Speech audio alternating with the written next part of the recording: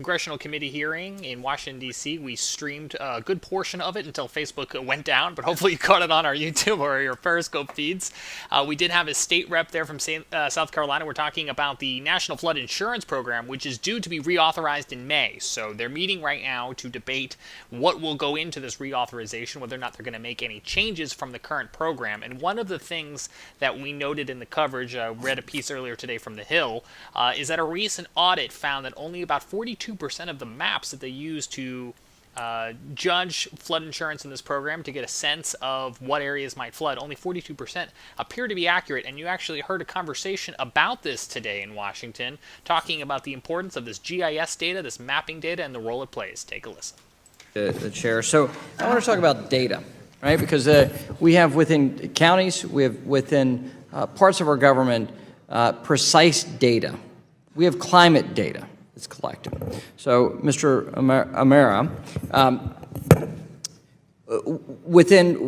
we already have this massive amount of data used with taxpayer dollars collected, right?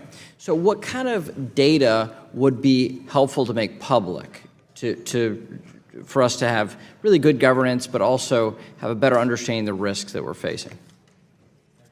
And from your footprint as a former regulator, if you could speak to that. Yeah, look, this is one of those areas where I think just full transparency is important. And I think having as much property level data as possible, not just the generalizations across a watershed or a sub-watershed or, at a higher topographic level. I mean, you want data, a couple meters. I mean, you want data really down, and you want equal amounts of financial information. And frankly, your state of North Carolina does this better than anybody. You go on the website, you look up your parcel, you see where you are in the floodplain, you see what the risks are, you see what the options are for financial coverage, you see what the options are for So our county GIS systems actually incorporate the floodplain into that county level, property level data. Exactly. So at the county level, we actually have where that physical premises is that will be the cost driver of a flood.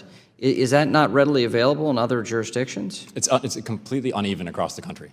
And most of it's coming from local jurisdictions more than from the federal level. So tell me what that should be then. As a policymaker, what should I be driving for? You should be driving for property level data that's publicly accessible, that lays out a combination of the kind of geotechnical information about elevation and kind of risk for the floodplain, but then also financial information, and link it together so there's a one-stop shop.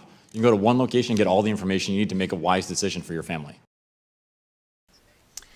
And actually asking that question there, Scotty tells me, is a local representative from Western North Carolina, Patrick McHenry. And so you could hear a little bit of that conversation on the importance of that data. And again, actually testifying today, Maria Cox from South Carolina, who heads up, is the coordinator there for the National Flood Insurance Program, was there speaking on behalf of residents from her state as well, too. So a Carolina connection today in that hearing about the flood insurance program, once again, up for re-authentication or starting in May. So we'll see exactly what becomes of that.